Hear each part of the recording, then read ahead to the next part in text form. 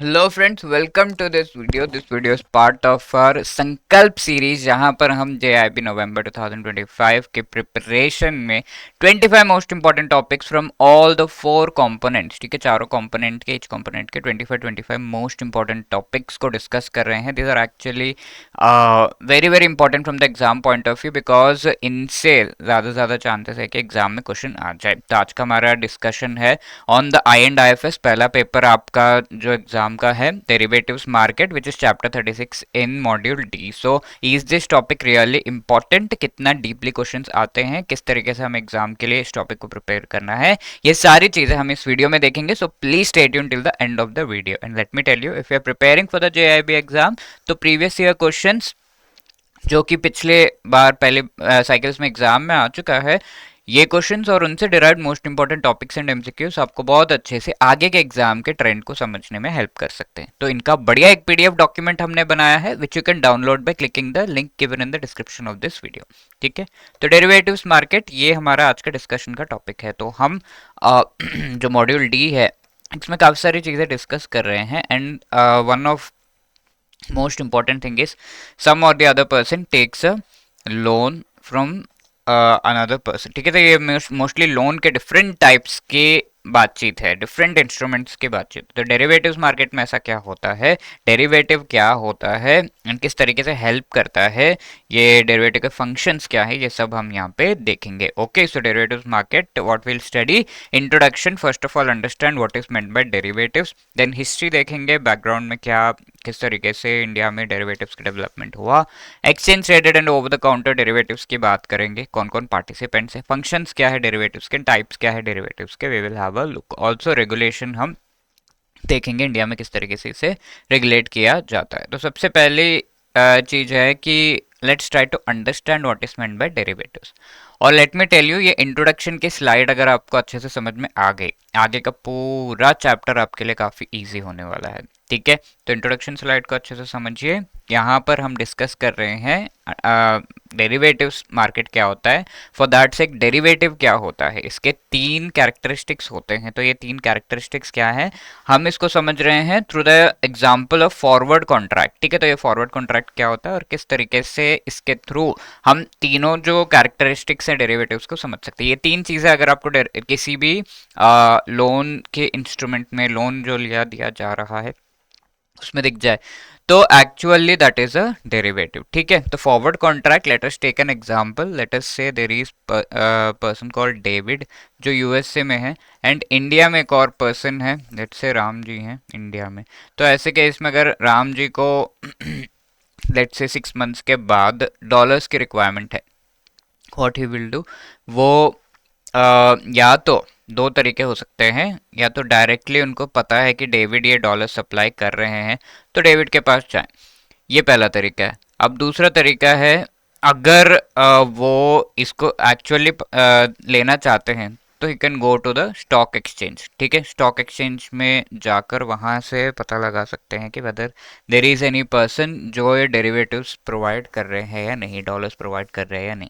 तो ऐसे केस में स्टॉक एक्सचेंज फिर इन्फॉर्म करेगा कि यस, ये डॉलर्स आपको अवेलेबल हो सकते हैं, and stock exchange Ram ji के साथ एंड डेविड के साथ इंडिविजुअली कॉन्ट्रैक्ट्स को बना लेता है। ठीक है, तो यहाँ पर डेविड एंड राम दोनों एक दूसरे को नहीं जानेंगे as far as the second process is concern. First process में एक दूसरे को जानते हुए वो ये एक्सचेंज के लिए रेडी हो जाते हैं। तो 6 मंथ्स के बाद डॉलर्स की रिक्वायरमेंट है। अब ये डॉलर्स की रिक्वायरमेंट 6 मंथ्स के बाद है, ठीक है, 6 मंथ्स के बाद खरीद लेना, अभी से क्यों हंगामा मचा रहे हो। तो राम जी को ये लग रहा है कि अभी अगर हम देखें $1 के ऊपर कितना जो है कॉस्ट है $1 का, 85 रुपीज $1 के ऊपर कॉस्ट है, एक्सचेंज रेट इसे कहा जाता है। अब यहाँ अगर हम देखें, राम जी को लग रहा है फ्यूचर में तो ये $1 के ऊपर 90 रुपीज हो जाएगा 6 मंथ्स के बाद, क्योंकि ये डेप्रिशिएट होता है, इंडिया का करेंसी इस तरीके से वेरी करता है, इंक्रीज हो जाता है डॉलर का कॉस्ट। तो हम कह सकते हैं कि राम जी को ये एंटिसिपेशन है कि ये हो जाएगा, बट डेविड को ऐसा नहीं लगता $1 के ऊपर लेटेस्ट से 86 रुपीज ऐसा कुछ होगा। तो ये दोनों एक दूसरे के साथ डील कर लेते हैं कि चलिए $1 के ऊपर 87 रुपीज़ का हम डील कर लेते हैं। Ram ji is ready to give 87 rupees because उन्हें लग रहा है 90 होगा, तो एक डील अगर हमने कर लिया अभी से तो अच्छा रहेगा, 87 पे मैं ये डॉलर्स खरीद सकता हूँ। और डेविड को लग रहा है कि 86 होगा, तो उन्हें लग रहा है कि ठीक है सही है, ईच डॉलर पे 1 रुपये एक्स्ट्रा मुझे मिल रहा है मार्केट से। तो ऐसे केस में एक कॉन्ट्रैक्ट इन दोनों के बीच हो जाता है and that contract is called the forward contract. अब एक फॉरवर्ड कॉन्ट्रैक्ट में तीन कैरेक्टरिस्टिक्स है। I hope the contract is understood, क्यों किया गया है वो समझ में आ गया। राम जी का एंटिसिपेशन 85 से 90 हो जाएगा, महंगा पड़ेगा मेरे को मार्केट में, तो मैं एक कॉन्ट्रैक्ट कर लेता हूँ। डेविड का एंटिसिपेशन 85 से 86 ही होगा, तो मैं कॉन्ट्रैक्ट कर लेता हूँ जहाँ पर मुझे ईच डॉलर पे ज़्यादा मनी मिल जाए, तो 87 का कर लिया। तो यहाँ पर मेन बेसिस क्या है, इन दोनों के बीच का डिफरेंस इन द ओपिनियन की वजह से ये कॉन्ट्रैक्ट कर पाए। तो सबसे पहली बात ये है कि वैल्यू क्या है इस पर्टिकुलर कॉन्ट्रैक्ट की, किस पे डिपेंड कर रहा है। तो ये डिपेंड कर रहा है on the exchange rate, isn't it. इसे हम अंडरलाइंग एसेट कहते हैं। क्या कहते हैं? अंडरलाइंग। बिकॉज अगर हम ये एक्सचेंज रेट को हटा दें यहाँ से, या फिर एक्सचेंज रेट इस तरीके से वेरी करता है, अगर ये 90 हो गया तो ऐसे केस में क्या होगा, मार्केट में 90 रुपीज़ में मिल रहा है ईच डॉलर, बट राम जी 87 में खरीद पा रहे, तो प्रॉफिट यहाँ पे राम जी को हो रहा है। डेविड को तो लॉस हो जाएगा बिकॉज मार्केट में वो 90 में सेल कर सकता था डॉलर्स, बट उन्होंने 87 का ये कॉन्ट्रैक्ट कर लिया। अब अगर मार्केट में जो कॉस्ट 86 रहा, राम जी को लॉस होगा because he is buying eight 87, है ना। डेविड को प्रॉफिट हो जाएगा क्योंकि मार्केट में सेल करने पे उन्हें 86 ही मिलता, but he is selling at 87 to Ram ji. ठीक है, तो इस तरीके से तो it depends upon the exchange rate कि किसको प्रॉफिट हो रहा है किसको लॉस हो रहा है। तो अंडरलाइंग एसेट पे ये वैल्यू जो है डिपेंड करता है। अंडरलाइंग एसेट क्या है यहाँ पर, एक्सचेंज रेट इज का वेरिएशन। अब इनिशियल इन्वेस्टमेंट कितना करना पड़ रहा है, इनिशियल ये कॉन्ट्रैक्ट करने के लिए ना के बराबर पैसे लगते हैं, तो नो और लिटिल यहाँ पर जो है वेरिएशन किया जा रहा है। एंड ये सेटलमेंट कब होगा, 6 महीने बाद होगा। सेटलमेंट का मतलब इनको डॉलर्स भेजने उनको रुपीस भेजने, तो 6 महीने बाद ये सेटलमेंट होगा, तो फ्यूचर डेट पे ये सेटलमेंट होता है। These are the three characteristics of the derivative. I hope that is very clear कि it is based upon the exchange rate. यहाँ पर इन्वेस्टमेंट इनिशियली आपको जो लग रही है वो नो या लिटिल ऑलमोस्ट ना के बराबर, एंड सेटलमेंट फ्यूचर डेट पे होगा, 6 महीने बाद होगा, तो फ्यूचर डेट ही है, isn't it? So these are the three characteristics. अब ये तीन चीज़ अगर आपको किसी भी इंस्ट्रूमेंट में लोन रिलेटेड दिख रहा है तो दैट इज अ डेरिवेटिव। तो इसी से रिलेटेड एक क्वेश्चन आया था मई 2023 में, एकदम स्टार्टिंग के टॉपिक से क्वेश्चन आ गया, तो देखिए please try to answer this. Which among the following is the characteristics of the derivatives. ठीक है, डेरिवेटिव मार्केट से क्वेश्चन है, तो पढ़िए and try to answer. Just pause the video for a second and try to answer.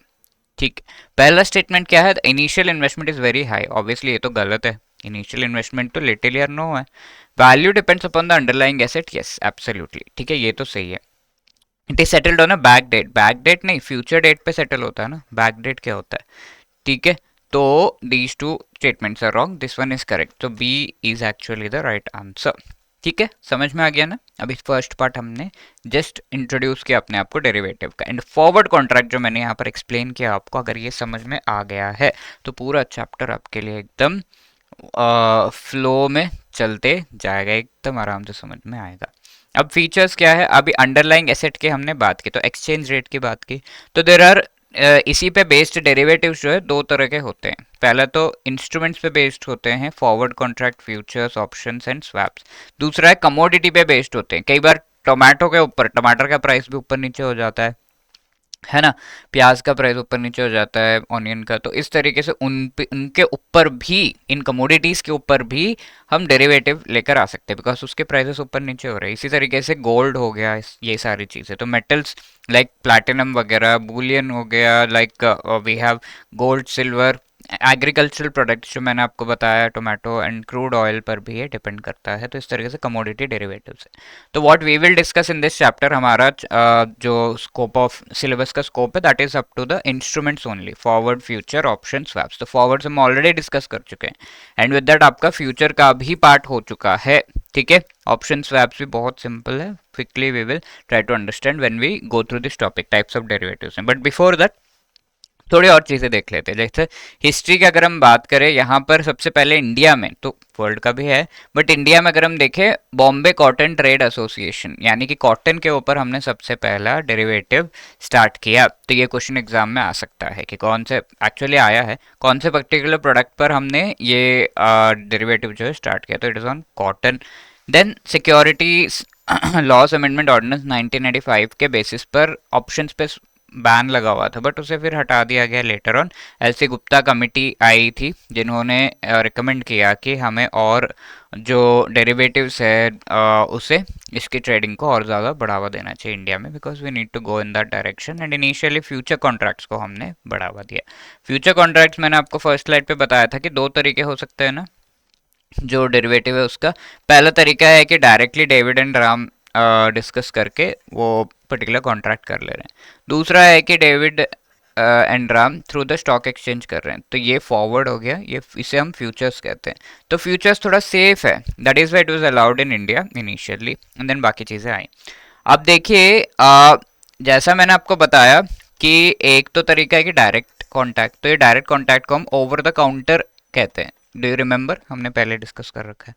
और जो stock exchange के होता है वो एक्सचेंज ट्रेडेड कहा जाता है। तो दो तरीके हो गए ना डेरिवेटिव्स के, फॉरवर्ड कॉन्ट्रैक्ट का अगर हम बात करें तो exchange traded and over the counter contracts क्या होते हैं, ठीक है।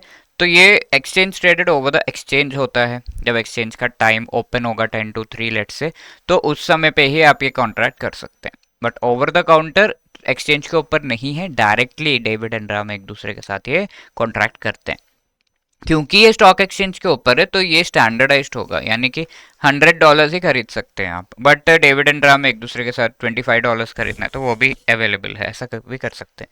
तो ऐसा स्टैंडर्डाइज्ड जो कॉन्ट्रैक्ट्स है वो यहाँ पर अवेलेबल होते हैं। टर्म्स एंड कंडीशंस जो उस स्टॉक एक्सचेंज के द्वारा स्पेसिफाई किया गया है उन्हें ध्यान में रखते हुए ही हमें कॉन्ट्रैक्ट करना होगा। फ्लेक्सिबिलिटी नहीं होती है, रेगुलेटेड होता है सारा कुछ। यहाँ पर अगर हम देखें कोई इस तरह की चीज़ नहीं है, बट रिस्क ज़्यादा बढ़ जाता है, रिस्क मैनेजमेंट डिफिकल्ट होता है, बिकॉज सामने वाले ने देने से मना कर दिया, बीच में निकल गया, कुछ हो गया, तो आपका सारा जो है टाइम एंड एफर्ट, मनी, सब कुछ वेस्ट जाता है। अब नेक्स्ट इज पार्टिसिपेंट्स कौन कौन है यहाँ पर। तो यहाँ exchange traded as you can see तीन है। एक डीलर, यहाँ पर हम कह सकते हैं जो राम जी हैं, डेविड है, एंड द स्टॉक एक्सचेंज है, तो ये दोनों डीलर्स कहलाते हैं। तो we have dealers and speculators, जहाँ पर राम जी लेट से इन्वेस्ट कर रहे हैं एंड फ्यूचर में थोड़ा प्रॉफिट कमाने की कोशिश कर रहे हैं, तो दैट यहाँ पर कौन है ओवर द काउंटर में, ओनली डीलर्स हैं। डेविड एंड राम एक दूसरे के साथ ये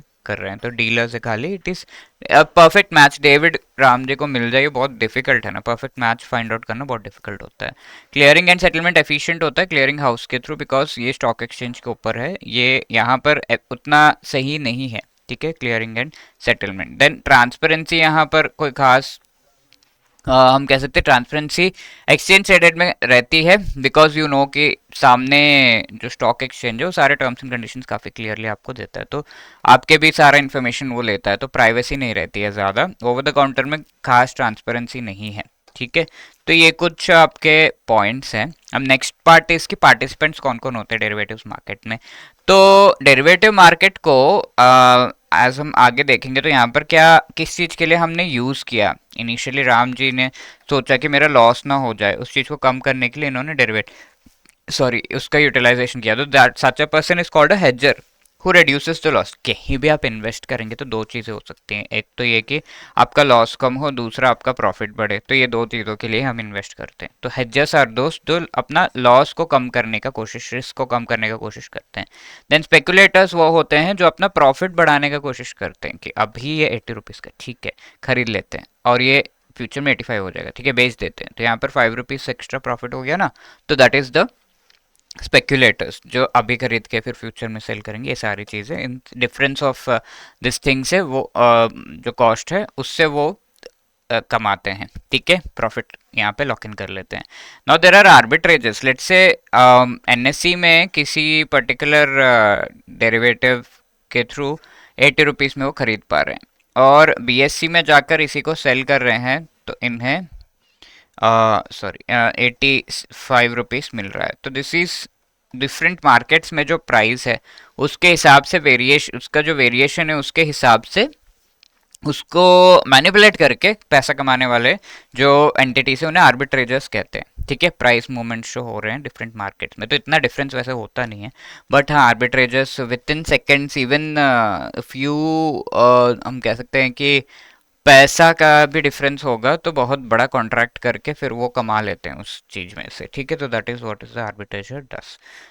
no what are the functions? Price discovery, यानी कि आपको डिफरेंट जो प्रोडक्ट्स हैं लाइक जब बुलियन हो गया यहाँ पे जैसे दिख रहा है, कुछ और फार्म के प्रोडक्ट्स हो गए हैं, टोमेटो पोटैटो वगैरह, सबके प्राइसेस जो है अच्छे से पता चल जाते हैं।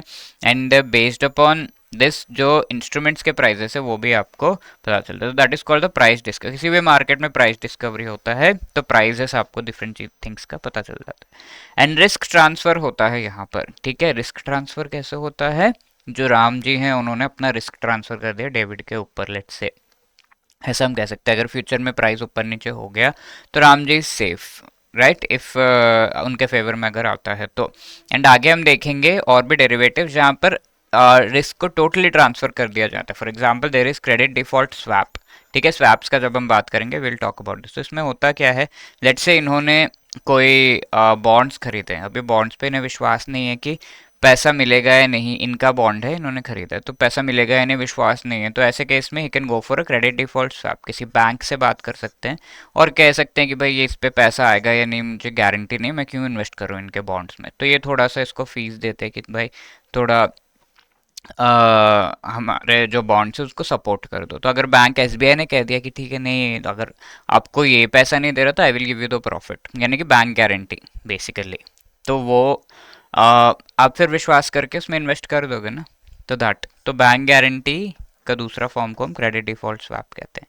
यहाँ पर क्या हो रहा है, क्रेडिट का डिफॉल्ट का जो रिस्क है, ठीक है, वो स्वैप कर दिया जा रहा है, अपने सर से हटा के उनके सर पे डाल दिया जा रहा है। बैंक, इसने पे नहीं, इसने पे किया तो अच्छी बात है, नहीं किया तो बैंक कर देगा, तो इसका कोई रिस्क नहीं बचता है, राइट। तो that is the thing, transfer of risk. Hedging है ऑलरेडी टोल्ड यू, जो लॉस उसे कम करना, ट्रांजैक्शन कॉस्ट कम है।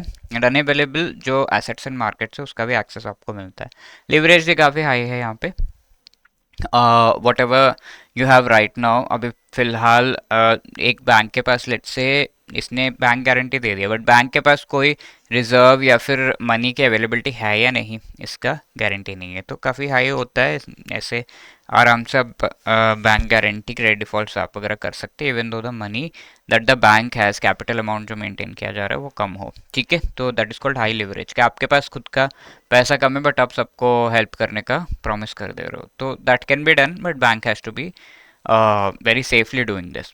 अब वेरी इंपॉर्टेंट पार्ट आ गया, that is types of derivatives कौन कौन से। तो इंस्ट्रूमेंट्स में हमने देखा था forward, future, option, swap. Commodities में metal, bullion, agriculture products and crude oil. तो forward contract is the first one. तो फॉरवर्ड कॉन्ट्रैक्ट हमने डिस्कस कर ही लिया। Let us see once again, let's say कोई पर्टिकुलर जो राम जी हैं, यहाँ पर हमने जो डिस्कस किया वो एक बार देख लेते हैं कि वैल्यू जो है फॉरवर्ड कॉन्ट्रैक्ट का है वो किसी न किसी अंडरलाइंग एसेट पे डिपेंड करता है। एंड यहाँ पर हमने जो एग्जांपल डिस्कस किया था that is on the exchange rate, याद है ना आपको। तो इनिशियल इन्वेस्टमेंट आपको नो या लिटिल एंड फ्यूचर डेट पे सेटल किया जाता है। तो taking the example of Ram ji, इनको डॉलर्स की रिक्वायरमेंट है 6 मंथ्स फ्रॉम नाउ, तो ये फॉरवर्ड कॉन्ट्रैक्ट यूज़ करना चाहते हैं। तो एक्सचेंज रेट अगर हाई रहा, ऐसे केस में क्या होगा, अगर एक्सचेंज रेट डॉलर्स कितना पे किया हुआ है 87 पे, ठीक है, राम जी ने डेविड के साथ किया हुआ है। अब यहाँ मार्केट का प्राइस जो है $1 इज इक्वल टू 90 हो गया, अगर हाई हो गया तो ऐसे केस में प्रॉफिट किसको होगा बताइए। मार्केट में 90 है बट राम जी ने ये कॉन्ट्रैक्ट कर लिया विद डेविड के 87 में मुझे बाई करना है, तो राम जी का प्रॉफिट हुआ ना। तो if exchange rate is high there will be profit for Ram ji, क्योंकि मार्केट का प्राइस ये है। अब $1 के ऊपर 86 रुपीज़ अगर है तो राम जी मार्केट में से 86 में खरीद सकते थे बट इज बाइंग एट 87, तो इनका तो लॉस हो गया। प्रॉफिट किसका होगा, डेबिट का, बिकॉज इनको मार्केट में 86 रुपीज़ मिलता on each dollar but is able to sell it at 87। Clear है ना। तो this is what is the, there is risk of course, but आप अपना जो फ्यूचर में किसी चीज़ का जो लॉस है उसे कम करने का कोशिश कर सकते हैं। तो यहाँ पर ये चीज़ हो सकता है। अब ये डायरेक्टली दोनों के बीच में हुआ है तो it is a forward contract and future में सेटल होगा 6 मंथ्स बाद। सो फॉरवर्ड कॉन्ट्रैक्ट एंड ये डायरेक्ट कॉन्टैक्ट है तो ओवर द काउंटर एग्रीमेंट होगा। एग्रीमेंट एज रिक्वायर्ड आप उसे कर सकते हैं कि कितना डॉलर्स चाहिए क्या है अपने हिसाब से। और कोई भी पार्टी इसमें बीच में यूनिलेटरली निकल नहीं सकता, you can not walk out unilaterally. और लार्ज ट्रेडिंग वॉल्यूम्स वाले कस्टमर्स जो होते हैं forward contracts up to basic limit जो है वो कर सकते हैं based upon the performance.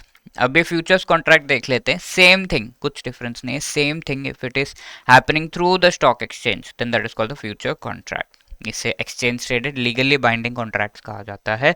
Forward में तो ये है कि बीच में अगर निकल भी गए तो ऑब्वियसली लीगल अगर केस वेस हो गया देन इशू होता है, वरना तो you can actually continue.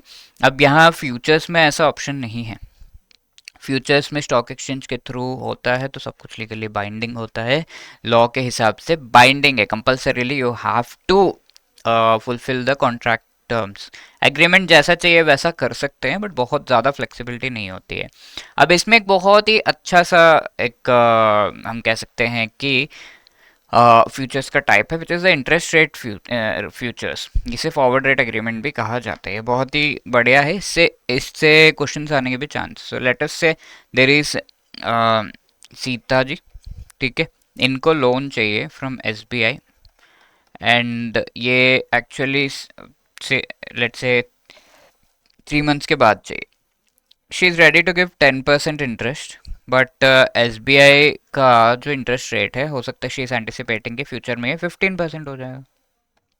Just एक एंटिसिपेशन होता है ना, फ्यूचर में इसका इंटरेस्ट रेट बढ़ जाएगा 3 महीने बाद, क्यों ना अभी लेके रख लो, अभी लेके रखने पे खर्च हो जाएगा ये वो हेन तेन। तो she is just thinking what to do. अभी इसमें कूद जाता है आईसीआईसीआई। आईसीआईसीआई बैंक आकर कहता है कि भाई ये तो नहीं होगा, 7% ही रहने वाला है ये इंटरेस्ट रेट, चेंजेस नहीं आएंगे। तो difference in the opinion gives rise to there is opportunity for going for a derivative contract, isn't it. तो ये आईसीआईसीआई कहता है कि 7% ही होगा, अब सीता जी को लगता है 15% हो जाएगा। तो ऐसे केस में क्या करते हैं आईसीआईसीआई एंड सीता जी एक कॉन्ट्रैक्ट में, तो सीता जी कहती ठीक है आप एक कॉन्ट्रैक्ट कर लेते हैं। तो कॉन्ट्रैक्ट में सीता जी ने कहा कि I will give 10% whatsoever might be the situation, जो भी सिचुएशन हो मैं 10% ही दूंगी, ऐसा। तो देख लेते हैं दो सिचुएशन को, इनमें से दो कोई एक ही होगा, या तो 15%, दूसरा भी हो सकता है बट मोस्टली जो एंटिसिपेटेड रेट ऑफ इंटरेस्ट उससे ज़्यादा या कम होगा, या तो ये 15%। अगर ये 15% हो गया तो सीता जी ने क्या कहा था, आई विल गिव 10% ओनली, ठीक है। तो पर एसबीआई जो लोन दे रहा है वो 15% पे दे रहा है, तो बाकी 5% कौन देगा? बाकी 5% ICICI will give because ICICI lost the Gamble, ठीक है। उसने कहा कि ये होगा बट हार गया, तो बाकी 5% आईसीआईसीआई देगा। At any in any case Sita ji is giving 10%। Similarly यहाँ पर अगर 7% है तो एसबीआई से 7% में इंटरेस्ट का जो है लोन ले लिया सीता जी ने, तो 7% सीता जी ने प्रॉमिस कर दिया कि I will pay, but she has promised initially कि 10% दूंगी, जो भी हो जाए 10% दूंगी। तो बाकी 3% किसको मिलता है? आईसीआईसीआई को बाकी 3% मिल जाता है, ठीक है। तो आईसीआईसीआई का प्रॉफिट हो गया because ICICI one the Gamble कि 7% हो जाएगा, 7% हो गया, तो आईसीआईसीआई जीत गया। क्लियर है? This called interest rate future, ये फॉरवर्ड रेट एग्रीमेंट भी इसे कहा जाता है, FRA। समझ गए ना? एक और बार अगर हम डिस्कस करें, 10% इंटरेस्ट रेट अभी है and Sita ji is ready to give 10% on the loan that she wants to take, but ये 3 मंथ्स के बाद लेना है, तो देर इज स्कोप फॉर यहाँ पर changes in the interest rate. तो 15% लेट से हो जाएगा, सीता जी को लग रहा है, आईसीआईसीआई को लग रहा है 7%, और 15% हो गया। सीता जी ने कहा कि इन any case I will give 10%, तो सीता आईसीआईसी ये मार्केट में अगर 15% हो गया तो Sita ji has to take the loan from SBI at 15%। तो 10% पे सीता जी ने दिया, बाकी 5% आईसीआईसीआई को देना है बिकॉज आईसीआईसीआई ने जो कहा था वो हुआ नहीं, it has lost the Gamble. अब सीता जी अब नेक्स्ट या तो ये हो सकता है कि 7% हो जाए, जैसे कि इसमें Sita ji will give 7% to SBI take the loan and 3% तो आईसीआईसीआई ऐसे खाली फोकट में दे दिया because she has done this particular future contract, ठीक है। तो ये अब यहाँ पे क्या है, ये लोन लेट से 6 मंथ्स के लिए लिया जा रहा है। तो ऐसे केस में इस FRA फॉरवर्ड रेट एग्रीमेंट को हम कैसे डेजिग्नेट करेंगे, ठीक है। तो इसको डेजिग्नेट किया जाता है by the number of months from now, number of months from now पहले लिखा जाता है बाय, क्या लिखते हैं यहाँ पे, टोटल टेन्योर लिखा जाता है। What does this mean? अब ये जो लोन है ये लिया गया है 6 मंथ्स फ्रॉम नाउ, आज से 6 महीने के बाद ये लिया गया, sorry 3 months from now, 3 months के बाद के लिए लिया गया। और ये कितना ड्यूरेशन है? 6 मंथ्स के लिए ये लोन लिया जा रहा है। तो number of months from now 3 होगा, बाई टोटल ड्यूरेशन 3 + 6 9, 3/9 FRA इसे कहा जाएगा। ठीक है, समझ में आया? एक और क्वेश्चन आप करना चाहेंगे, विल यू ट्राई? क्योंकि ये क्वेश्चन एग्जाम में आता है। लेट्स से 10 मंथ्स के बाद मुझे लोन चाहिए and for 5 months duration I am taking this loan. ठीक है, तो number of months from now कितना है? 10। टोटल ड्यूरेशन कितना है? 10 + 5 15। ठीक है, 10/15 FRA इसे कहा जाएगा। ठीक है, याद रहेगा ना? ये 1 मार्क क्वेश्चन में आ जाता है, हर बार ही आता है लगभग। That is forward rate agreement. तो अब इसका पूरा लेखा जोखा मैंने आपको बता दिया कैसे चलता है। अब फ्यूचर्स एंड फॉरवर्ड के डिफरेंसेस अगर हम देखें, हमने फॉरवर्ड डिस्कस कर लिया, फ्यूचर डिस्कस कर लिया।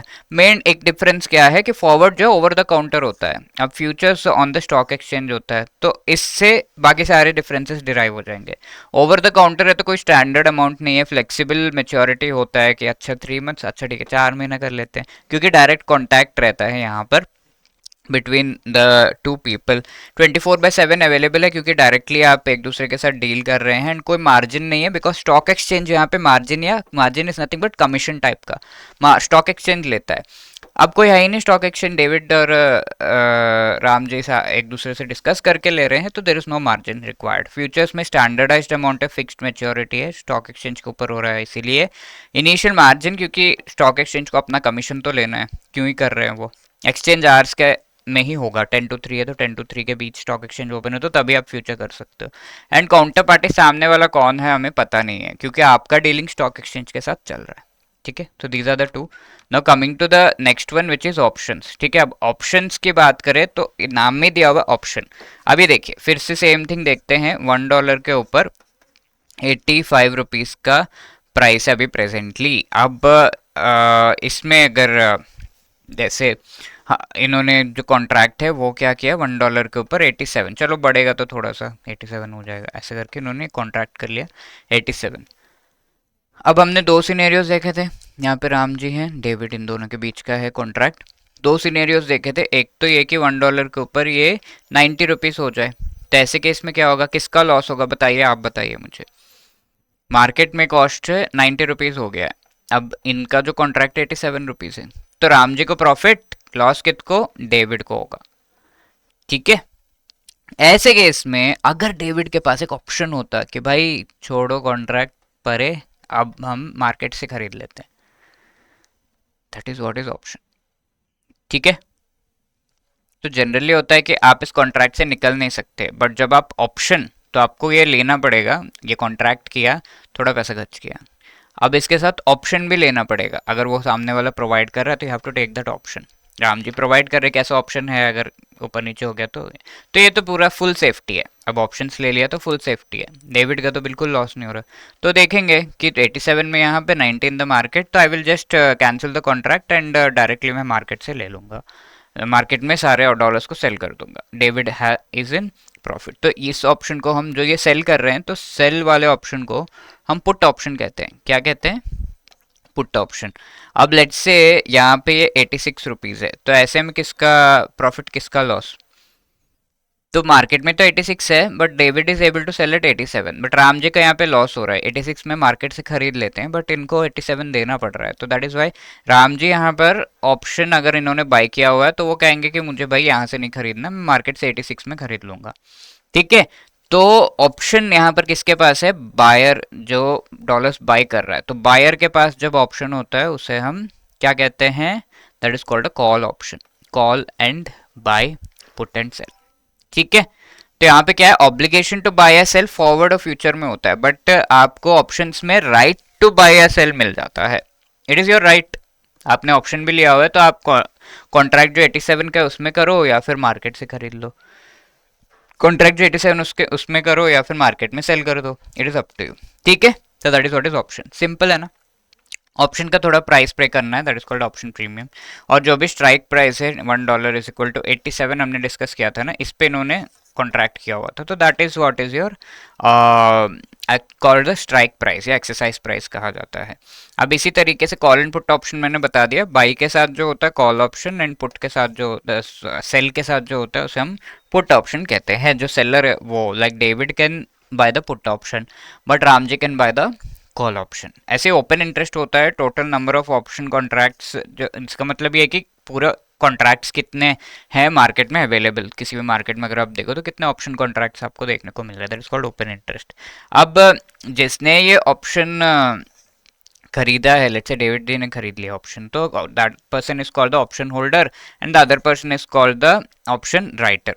ठीक है, अब यहाँ अगर हम देखें option holder option writer, and यहाँ पर अगर हम देखें दूसरा जो व्यक्ति जिसने ऑप्शन दिया हुआ है, डेविड ने ऑप्शन खरीद लिया कि मैं कॉन्ट्रैक्ट के थ्रू या फिर otherwise I will by this particular thing, तो ऐसे केस में जिसने ऑप्शन दिया हुआ है तो that person will be called the option seller. ठीक है, अब there is two types of option, American and European option. तो अगर हम देखें अमेरिकन ऑप्शन में होता ये है, अमेरिकन है तो आप एनी टाइम इस ऑप्शन को कैंसिल कर सकते हो। वैसे तो 6 मंथ्स के बाद डॉलर्स बाय करना था, लेकिन आपको लग रहा है कि ये मेरे फेवर में नहीं है, तो 1 महीना 2 महीना 3 महीना के बाद भी आप कैंसिल करके उस ऑप्शन को नल कर सकते हैं। That is American option. European option क्या है, अमेरिकन ए एनी टाइम, यूरोपियन ऑप्शन है कि 6 मंथ्स, तो 6 मंथ्स के बाद at the end of that और या एक्सपायरेशन ऑफ दैट ऑप्शन जो पीरियड है तभी आपसे पूछा जाएगा अब बेटा बताओ क्या करना है, आपको थ्रू द कॉन्ट्रैक्ट खरीदना है या फिर थ्रू द मार्केट खरीदना है, तो it is up to you at that time only, not any time before. ठीक है, तो 6 मंथ्स होने के बाद ही पूछा जाएगा। तो यूरोपियन ई एट द एक्सपायरेशन या end of this contract you will be asked, American any time ए। ठीक है, that is the thing. Now ये अगर हम कंपेयर करें कॉल एंड पुट ऑप्शन का, तो ऑप्शन बायर जो है उसके पास राइट टू बाय होता है जिसने ऑप्शन खरीद लिया, एंड पुट ऑप्शन किसी ने खरीदा तो राइट टू सेल होता है। बट अदर पर्सन का क्या, अब डेविड ने ऑप्शन लिया है तो राम जी ने तो ऑप्शन नहीं लिया है, तो इनका तो ऑब्लिगेशन ही रहता है, तो other person will have obligation to sell and obligation to buy. ठीक है, किसी ने कॉल ऑप्शन लिया हुआ है, राम जी ने कॉल ऑप्शन लिया हुआ है, तो ऐसे केस में डेविड का ऑब्लिगेशन टू सेल होता है, कंपल्सरीली उन्हें सेल करना पड़ेगा। राम जी कहते हैं कि थ्रू द कॉन्ट्रैक्ट लेना, तो compulsorily David has to sell. और वही अगर पुट ऑप्शन डेविड ने लिया हुआ है तो राम जी के पास ऑब्लिगेशन होता है टू बाय, कि डेविड ने अगर कहा कि मुझे राम जी को ही सेल करना है थ्रू द कॉन्ट्रैक्ट, तो he has the obligation to buy. The other person is actually जिसने ऑप्शन खरीदा है उसके पास राइट टू सेल होता है। क्लियर है ना, तो इसी से रिलेटेड यहाँ पर ये क्वेश्चन आया था, a dash is a contract which gives the buyer holder the right but not the obligation to buy और sell the specified quantity of the underlying asset at a specified strike price on or before the specified time। ठीक है, तो ये option ही है क्योंकि आपको right मिल रहा है। राइट कहाँ पर होता है, ऑप्शन के केस में, तो option A is the right answer, June 2024 का ये क्वेश्चन। अब दूसरा लास्ट टाइप ऑफ ऑप्शन यहाँ पर हम देख रहे हैं which is the swaps. Swaps की अगर हम बात करें, ये एक तरह का एक्सचेंज है, it can be exchange of currency, interest rate या credit default swap. So let us discuss all the 3 types. Currency swap की बात करें तो प्रिंसिपल एंड इंटरेस्ट रेट का एक्सचेंज होता है। क्या मतलब है sir, let us discuss through an example. यहाँ पर डेविड है, बड़े एंटरप्रेन्योर हो गए, राम जी भी एंटरप्रेन्योर बन गए हैं। अब क्या किया, राम जी ने अपनी कंपनी एस्टैब्लिश की और उसका सब्सिडियरी यूएस में एस्टैब्लिश कर दिया, एबीसी कंपनी। डेविड ने अपनी कंपनी एस्टैब्लिश कर दी एंड उसका सब्सिडियरी इंडिया में एस्टैब्लिश कर दिया, एक्सवाइजेड कंपनी। अब दोनों को लोन चाहिए, राम जी को लोन चाहिए तो 12% पे मिल जाएगा लेट से, बट डेविड की सब्सिडियरी कंपनी, यूएस की सब्सिडियरी कंपनी को भी सेम रेट पे लोन देंगे क्या आप? नहीं, 15% पे देंगे लेट से। अब यहाँ पर जो डेविड है, इनको अगर लोन चाहिए यूएसए में, लेट से 4% पे मिल रहा है, बट एबीसी कंपनी जो राम जी की है सब्सिडियरी, तो उसे 6% पे मिलेगा। अब दोनों को ही सेम अमाउंट ऑफ लोन चाहिए, तो ये क्या कर सकते हैं, कुछ सोल्यूशन है? Yes, there is one solution. इनको डेविड ने कहा अरे आप 12% पे लेके मेरे को दे दो, तो राम जी ने इनको कहा आप 4% पे लेके मेरे को दे दो, तो ये दोनों फिर अपना जो लोन अमाउंट्स है वो एक्सचेंज कर लेंगे, तो इसमें कितना पैसा बच रहा है कि नहीं? तो इस तरीके से कम इंटरेस्ट रेट। इन पहले ये 15 पे ले रहे थे 6% पे, but now they are taking the loan at 12.4%, तो काफ़ी सारा पैसा यहाँ पे बच रहा है। सिमिलरली इंटरेस्ट रेट स्वैप है, जहाँ पर जनरली होता ये है कि लेटस से डेविड के पास एक बॉन्ड है जिसपे फिक्स्ड अमाउंट 10% इंटरेस्ट मिलेगा। अब राम जी के पास एक बॉन्ड है जिसपे इंटरेस्ट रेट रेपो रेट से लिंक्ड है, रेपो प्लस 5%, तो इसे हम फ्लोटिंग इंटरेस्ट रेट बॉन्ड कहेंगे, इसे फिक्स्ड इंटरेस्ट रेट बॉन्ड कहेंगे। अब डेविड कह रहे कि मुझे थोड़ा रिस्क लेना था, ये मैंने फालतू में फिक्स्ड का ले लिया, अब मैं निकल नहीं सकता इससे, किसी को कोई सेल करने का भी ऑप्शन नहीं, तो राम जी कहेंगे कि मेरे पास रेपो प्लस 5% वाला है, मुझे फिक्स्ड इनकम चाहिए था। तो ये दोनों एक दूसरे के जो भी इनकम प्रोसीड्स है वो एक्सचेंज करने का कॉन्ट्रैक्ट कर लेते हैं, that is called interest rate swap. ठीक है, इंटरेस्ट रेट को स्वैप कर लेना, सिंपल। अब रेपो प्लस 5% जो इंटरेस्ट आएगा वो राम जी डेविड को दे देंगे, और डेविड स्ट्रेट 10% राम जी को दे देंगे। ठीक है, तो that is what is the interest rate swap. अब क्रेडिट डिफॉल्ट स्वैप तो बड़ा ही सिंपल है। अब यहाँ पे देखिए, ये पर्सन ने ये बॉन्ड इशू किया, इसने खरीदा, अब इसे विश्वास नहीं हो रहा कि इस पर ये प्रॉफिट देगा मुझे, तो ये एक बैंक को अप्रोच करता है कि भाई मुझे गारंटी चाहिए। तो बैंक कहता है ठीक है, you can actually get that, but ये थोड़ा कमीशन इससे लेता है, क्योंकि यहाँ पे क्या हो रहा है, बॉन्ड इसने इशू किया है एंड उसके बाद ये बॉन्ड लोग खरीदें, इसके लिए इसके बॉन्ड पे इसको गारंटी, बैंक को गारंटी देना पड़ेगा, तो has to pay some commission to him, and फिर वो गारंटी मिल जाता है। अब ये क्या है, इसके ऊपर जो रिस्क था, आई ऑलरेडी एक्सप्लेन दिस, तो इसके ऊपर जो रिस्क है वो क्रेडिट डिफॉल्ट का रिस्क जो है वो एक्सचेंज हो गया, और it has been on the head of bank, bank के सर पर ये रिस्क चला जाता है। कैसे, यहाँ पे अगर बैंक ने गारंटी कर दिया, अब क्रेडिट डिफॉल्ट आपका मतलब है गारंटी कर दिया, इसको 100 रुपीज़ से प्रॉफिट मिलना था, तो अगर ये जो सेलर जो बॉन्ड इशूअर है उसने 100 रुपीज़ प्रॉफिट नहीं दिया, तो बैंक दे देगा, because it is a bank guarantee. इसके सर पे तो कोई रिस्क नहीं है, रिस्क किसके सर पे चला गया, बैंक के सर पे, isn't it? तो that is called credit default swap. 2008 का फाइनेंशियल क्राइसिस इसी वजह से हुआ था, तो we have to be very careful. तो इंडिया में आरबीआई ने इससे रिलेटेड काफ़ी रूल्स एंड नॉर्म्स जो है इशू किए हैं। तो फर्स्ट थिंग इसकी आरबीआई ने डेसिग्नेट किया है कि इसमें कौन कौन एक्चुअली, जैसे मैं आज के डेट में कह दूं कि हाँ आई एम गिविंग गारंटी, ऐसे नहीं हो सकता ना, तो nobody will believe me and I may not be able to उस चीज़ को फुलफिल भी नहीं कर सकता मैं, राइट तो I am not a eligible person जो ऐसा गारंटी दे, क्रेडिट डिफॉल्ट स्वैप दे। तो I am a retail user, यानी कि मैं सिर्फ हेजिंग, अपना लॉस कम करने के लिए मैं बैंक के पास अप्रोच कर सकता हूँ, but bank is a non retail user जो कि दूसरों को गारंटी दे सकता है एंड खुद भी जो है अपना लॉस कम करने के लिए इसे यूज़ कर सकता है। तो this classification has been done.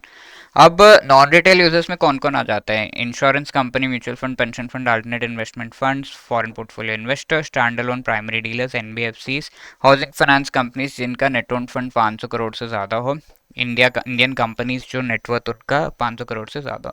And retail users कौन है, जो ये लिस्ट में नाम नहीं है लाइक इंडिविजुअल्स, वो सब रिटेल यूजर्स कहलाते हैं। अब कौन कौन से इंस्ट्रूमेंट्स एलिजिबल हैं जिन पे ये पर्टिकुलर क्रेडिट डिफॉल्ट स्वैप किया जा सकता है, जैसे इस एग्जांपल में तो हमने बॉन्ड का देखा, बट वैसे कौन से इंस्ट्रूमेंट्स पे कर सकते हैं, तो commercial paper, certificate of deposit, non convertible debentures वगैरह जिनका मेच्योरिटी 1 ईयर तक का है, तो you can do this.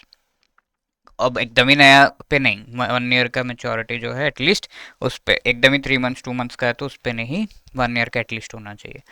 Infrastructure, rated unrated INR denominated corporate bonds पे भी किया जा सकता है। एंड कौन सा किस पे क्या एलिजिबल नहीं है, ऑलरेडी जिस पे गारंटी है तो उस पे फिर ये गारंटी देने का क्या मतलब है। Credit enhanced guarantee bonds, bonds already guaranteed है। कन्वर्टेबल बॉन्ड, बॉन्ड पे अगर प्रॉफिट नहीं आ रहा है तो उसे इक्विटी में कन्वर्ट कर दिया जाएगा, तो ऑलरेडी इसमें सेफ है, तो जरूरत नहीं है। बॉन्ड जिसमें कॉल पुट ऑप्शन दिया जा रहा है। अब बाइंग एंड सेलिंग प्रोटेक्शन किस तरीके से यहाँ पे किया जा रहा है, तो शेड्यूल कमर्शियल कौन कौन कर सकता है, schedule commercial banks, small finance banks, payment banks, local area banks, regional rural banks नहीं कर सकते। एनबीएफसी, हाउसिंग फाइनेंस बैंक्स कर सकते हैं। And the stand alone primary dealers, primary dealer दो टाइप के होते हैं, I already told you, bank and stand alone.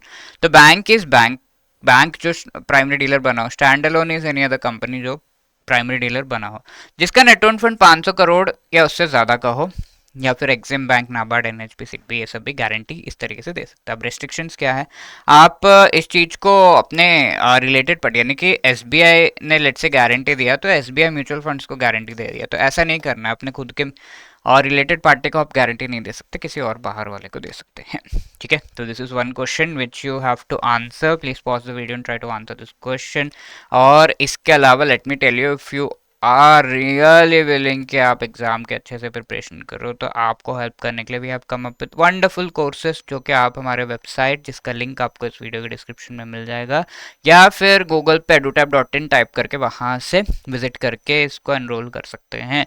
तो यहाँ पर master course is one thing that you should be enrolling into. यहाँ इस मास्टर कोर्स में जो भी टॉपिक्स है चारों कंपोनेंट्स के, वो बहुत अच्छे तरीके से शॉर्ट रिकॉर्डेड वीडियोस के थ्रू आपको समझाए गए हैं। ईच एंड एवरी चैप्टर में हम ये कह सकते हैं कि chapter wise MCQs, notes, full length mock test, सब कुछ अवेलेबल है। एंड एग्जाम से पहले रिवीजन का भी आपको कोई दिक्कत नहीं होगा, बिकॉज एग्जाम से पहले रिवीजन के लिए आपको most important topics live classes के थ्रू पढ़ाए जाते हैं। 8 मंथ्स 12 मंथ्स के 2 वेरिएंट्स भी यहाँ पर अवेलेबल है, एंड जो कूपन कोड है उससे आपको 75-80% का डिस्काउंट भी ले सकते हैं। ये तो चारों कंपोनेंट्स को हो गया। लेट्स से ओनली आईएफएस का चाहिए, पीपीबी का चाहिए, एफएम, आरबीडब्ल्यूएम, तो उसका भी इंडिविजुअल कोर्सेस अवेलेबल है। हमारे live crash course and super crash course चल रहे हैं, जिसमें आप एनरोल कर सकते हैं, जहां पर मोस्ट इंपॉर्टेंट टॉपिक्स को लाइव क्लासेस के थ्रू पढ़ाया जाता है। ईच एंड एवरी चैप्टर के नोट्स हो गए, chapter wise MCQs, full length mock test, previous year questions, ये सब यहाँ पर भी अवेलेबल है। 6 मंथ्स की वैलिडिटी है, and you can get up to 80% discount on this by using the code, right.